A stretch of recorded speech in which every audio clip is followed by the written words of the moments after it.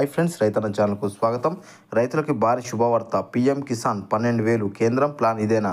అదేందనేది వీడియోలు తెలుసుకుందాం. ఇప్పటి వరకు మన ఛానల్ని సబ్స్క్రైబ్ చేయకపోతే సబ్స్క్రైబ్ చేయండి, లైక్ చేయండి, షేర్ చేయండి, కామెంట్ చేయండి. కేంద్ర ప్రభుత్వం ఇప్పుడు రైతుల గురించి బాగా ఆలోచిస్తుంది. రైతులకు బీజేపీకి ఓటు వేయలేదనే ఆలోచనలో ఉన్న కేంద్రం వారిని ఆకట్టుకునేందుకు ప్రయత్నిస్తుంది. ఈ క్రమంలో పీఎం కిసాన్ పథకానికి సంబంధించిన విస్తరిస్తున్న టాక్ తెలుసుకుందాం. కేంద్ర ప్రభుత్వం పీఎం కిసాన్ పథకం మనీని డబుల్ చేయబోతున్నట్టు తెలుస్తుంది. ఈ నెల 23న ప్రవేశపెట్టే పూర్తి స్థాయి బడ్జెట్లో దీనికి సంబంధించిన కీలక ప్రకటన ఉంటుందని అనధికారికంగా వర్గాల ద్వారా తెలిసింది. ఉత్తరాది రాష్ట్రంలో రైతులకు కేంద్ర ప్రభుత్వం వ్యతిరేకంగా ఉన్నారు.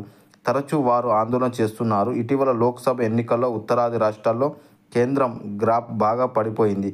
ముఖ్యంగా ఉత్తరప్రదేశ్లో పార్టీ 2వ స్థానానికి పడిపోయింది. దీనంతటికీ కారణం రైతులకు సపోర్ట్ దూరం అవ్వడమే అని భావిస్తున్న కేంద్రం ఈసారి బడ్జెట్లో రైతులకు అనుకూలంగా మార్చబోతుందని తెలియడం జరిగింది.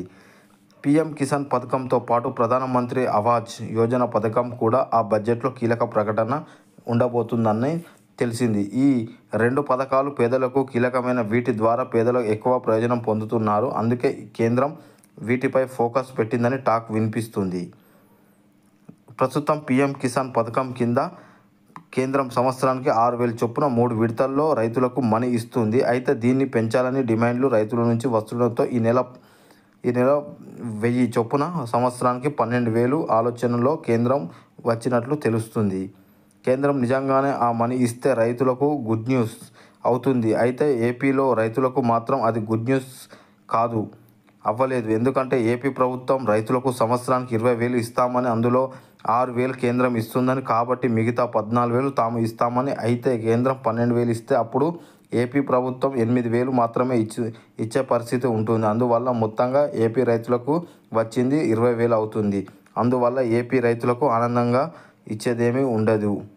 కేంద్రం కనుక పీఎం కిసాన్ 12,000 ఇస్తే అప్పుడు సంవత్సరానికి 3 విడతల్లో కూడా ప్రతి నెలకు 1,000 చొప్పున బ్యాంక్ అకౌంట్లో వేస్తుంది అనే టాక్కి కూడా కేంద్రం వర్గాల నుంచి అభినందనలు తెలుస్తున్నాయి. దీనికి వెనుకాల వ్యూహం ఉంది. ఈ సంవత్సరం నవంబర్లో హర్యానా, మహారాష్ట్రలో అసెంబ్లీ ఎన్నికలు ఉన్నాయి. వచ్చే సంవత్సరం జార్ఖండ్, ఢిల్లీ అసెంబ్లీ ఎన్నికలు ఉన్నాయి.